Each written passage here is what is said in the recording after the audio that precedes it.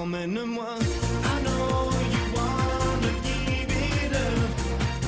There's no easy way to say I'm gonna save my love for Eh you. oui, ça vous rappelle des bons souvenirs, ça Alan Théo, c'est très bien. quand vous avez Il y a la version commencé, hein. espagnole, il faudrait qu'on la mette un jour. Oui, bien sûr. Vous étiez dans un boys band, vous, au Oui, début, boys hein. band tout seul. Ouais. Voilà. Bon, on parle de On football. parle de football, c'est la Ligue Europa.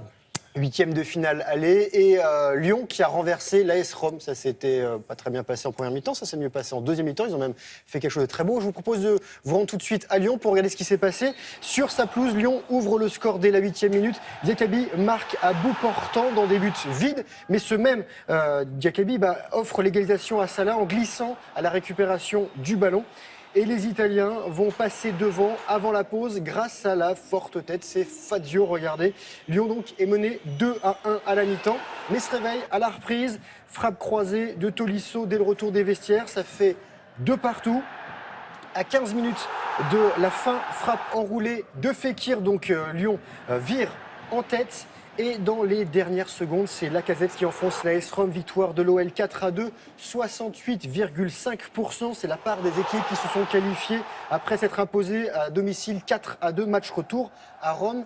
Ce sera jeudi prochain, William. On continue avec du... Rugby, parce qu'il y a des Français qui vont à Rome, justement. Ils vont Ah jouer oui, alors demain. Tournoi destination, ce sera l'avant-dernier match. Et pour l'instant, c'est... pas glorieux, hein. Il y a 2 défaites, 1 victoire. On va prendre des nouvelles des Français. Ils jouent mieux, Voilà. les Italiens, attention. Ils jouent de mieux en mieux, les Italiens. Regardez ces Français avec ce capitaine qui s'appelle Guillermo Guerrado, qui va fêter demain sa 50e sélection, 9 ans après avoir débuté sous le maillot bleu en Italie. La France espère se rattraper de sa défaite en Irlande il y a 15 jours. Il y aura 4 changements. Une première sélection pour Sanconi, Dulin, Vakatawa, Le Develec vont faire leur apparition. Trinduc retrouve le banc des remplaçants. Ce sera la 39e confrontation entre les deux pays. La France mène 36 victoires à 3, mais doit se méfier. Match sur France 2 à 14h20. Un petit mot de handball avec le championnat de France, 17e journée. Chambéry qui s'est fait peur face à Toulouse. Les Toulousains en blanc qui s'inclinent d'un petit point, 30-29. L'ultime but savoyard dans les toutes dernières secondes est signé Melvin Richardson, fils du légendaire Jackson Richardson. Et Chambéry est 5e du classement. Toulouse, 7e sur 14. Le PSG, Nantes et Montpellier forment le trio de tête. Du cyclisme avec le Paris-Nice en ce moment sur France Télévisions. 5e étape arrivée à Bourg-de-Péage dans la Drôme. Au bout des 199 km, vous avez vu, c'était un sprint remporté par l'Allemand Grippel devant le Français Arnaud Démare. Son compatriote tricolore, Julian Alaphilippe, c'est lui, reste leader du général. Un petit mot de tennis à Indian Wells, c'est en Californie, ça se passe en ce moment. Le Français Adrian Manarino passe le premier tour. Il est 61e du classement. Il est où là, en blanc? L'Argentin, exactement. L'Argentin Monaco qui pointe à la 72e position.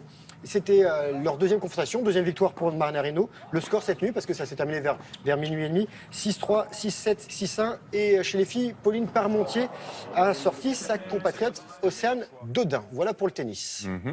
Bon, et on termine avec... De la voile. Aujourd'hui, c'est la fin du Vendée Globe. Ah oui. Le dernier concurrent est attendu cet après-midi. Regardez, vous allez voir son C'est bateau. celui qui avait puis plus sa rien tête. dans le frigo. Exactement, il a toujours plus rien dans le frigo. Sébastien Destremo, il a attendu entre 15 et 18 heures après 124 jours de mer. Il sera le 18e et dernier concurrent sur 29. Ils sont partis le 6 novembre dernier. Il aura mis 50 jours de plus que le grand vainqueur et le recordman de l'épreuve qui est Armel Lecléache. Et il avait pris pour 110 jours de nourriture. Donc ça fait 15 jours qu'il ne mange quasiment plus rien. Il se rationne, il mange des petits morceaux, des petites barres de céréales, il fait ce qu'il peut. On avait navigué avec Sébastien Destremo à Saint-Tropez il y a quelques années, c'est un garçon extraordinaire et on le salue. Cette jeune fille, elle s'appelle Perrine Lafont, c'est les mondiaux de freestyle, le ski freestyle en ce moment, c'est sa 2e médaille. Alors elle a obtenu l'argent la est où, veille là à gauche de votre écran en single et là c'est en ski de boss en double. Regardez, elle a remporté l'heure dans cette épreuve de boss parallèle. Son coéquipier, Sacha Théocaris, est 4e chez les garçons. Et on salue Ludovic Didier avec qui on avait fait ce sport. C'était pour tester le ski de boss. Ça c'est ce week-end, William. Si vous ne savez pas quoi faire, si vous aimez le ski, skier pour la bonne cause. Ça se passe au Grand Bornand. C'est en Haute-Savoie, la 10e édition de Glisse en Cœur.